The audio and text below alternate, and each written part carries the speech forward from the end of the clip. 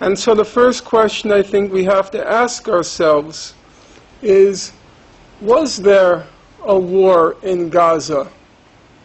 And that's actually an important question, because Israel justified the death and destruction in Gaza by saying that it confronted, and now I'm using its phrase, an asymmetric war in Gaza. And many of Israel's defenders said, yes, there was a lot of death and destruction in Gaza, but that happens in the fog of war. That is, there's lots of confusion on the battlefield, split-second decisions have to be made, and so inevitably, if regrettably, innocents get killed and there's a lot of destruction. So when we use the word war to describe what happened in Gaza, we're already setting a context which can easily become propaganda if in fact it wasn't a war. Well, what did happen in Gaza?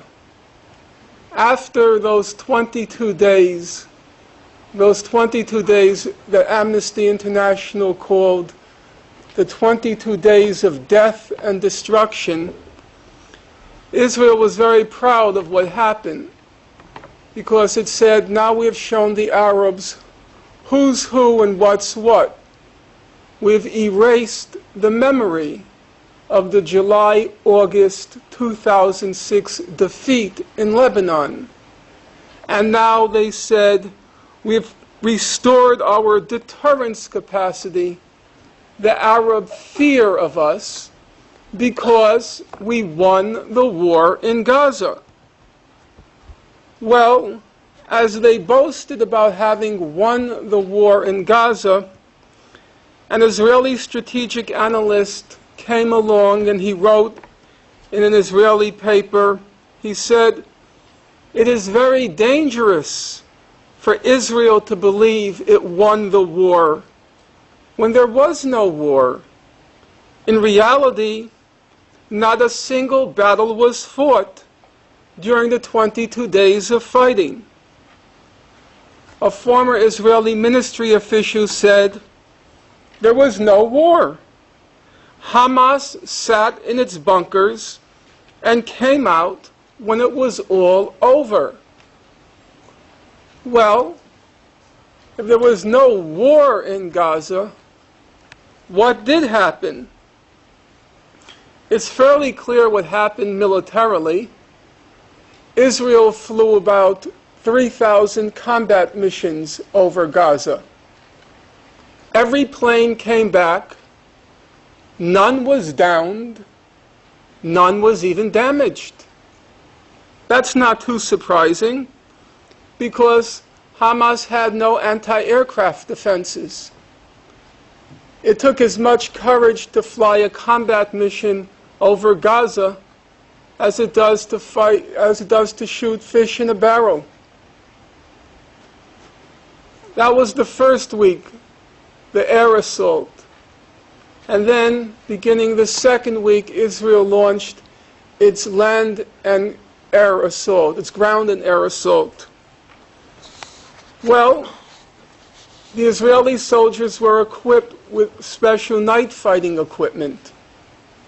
Hamas couldn't even see them, let alone do battle with them. So what did happen? Well, we have the very clear testimony of probably the best possible witnesses, namely the Israeli soldiers themselves. After those 22 days of death and destruction, many Israeli soldiers testified to what they experienced. So let me quote them. Soldier, there was nothing there. Ghost towns. Except for some livestock, nothing moved. Soldier, most of the time it was boring. There were not really too many events. Soldier, I did not see one single Arab the whole time we were there, that whole week. Soldier, everyone was disappointed about not engaging anyone. Soldier, usually we did not see a single living soul, except for our soldiers, of course, not a soul. Soldier, go ahead and ask the other soldiers how often they encountered combatants in Gaza. Nothing. No one. Soldier, there was supposed to be a tiny resistance force upon entry, but there just wasn't. No soldiers, no enemy in the field, no engagement, no battles. But that's only half the story. The other half is equally illuminating. All you have to do to see for yourself is go to your computers and enter under Google, breaking the silence. And what will come up on your screen is a collection, one of the collections of soldier testimonies. And then when it comes up on your screen, just enter under the search function, enter the word insane. And if you enter the word insane once, twice, 3 times, 4 times, 5 times, 6 times, 7 times, the soldiers who are interviewed keep using the word insane. Israel used insane amounts of firepower in Gaza. Israel used insane amounts of firepower in Gaza. Israel used insane amounts of firepower in Gaza. The soldiers were interviewed separately. They weren't cueing each other, but the same word leapt to mind for each soldier. Insane amounts of firepower in Gaza. No enemy in the field, no battles, no Arabs to be seen, Arab fighters to be seen anywhere, but they're using insane amounts of firepower. One soldier said, "This was firepower such as I had never known. There were blasts all the time. The earth was constantly shaking." Another soldier said, "On the ground you hear these thunderous blasts all day long. I mean, not just tank shelling, which was a tune we'd long gotten used to, but blasts that actually rock the outpost, to the extent that some of us were ordered out of the house we were quartered in for fear it would collapse." The Israeli soldiers commandeered Palestinian homes, and from the homes they were firing into the horizon. But the blasts were shaking the ground so much that they were told to leave the homes they had commandeered for fear they would collapse. Actually, the soldiers themselves were probably the most creative in finding the right metaphors to describe what happened. One soldier said, "It felt like hunting season had begun. Sometimes it reminded me of PlayStation computer game."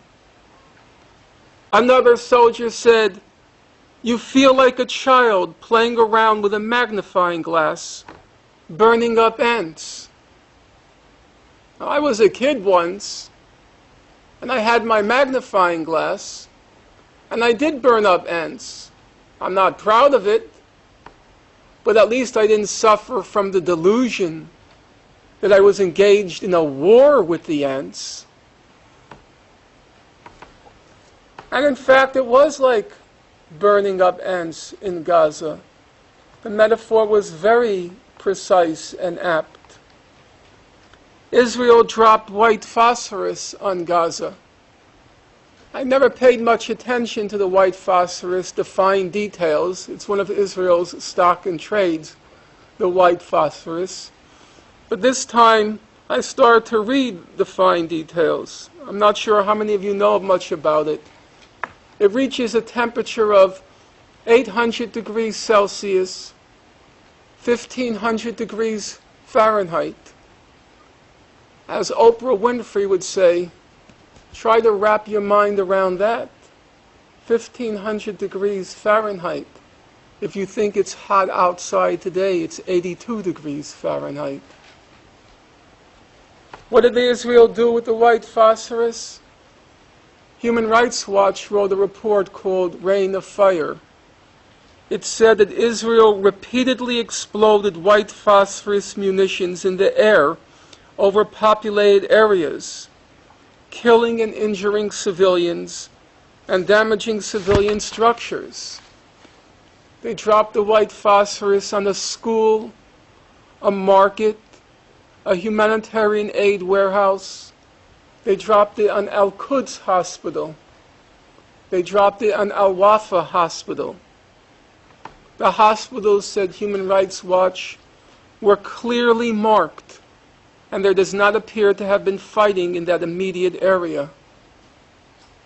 What happened in Gaza was not a war, and each time any of you uses the locution war to describe what happened in Gaza, you become an agent, wittingly or unwittingly.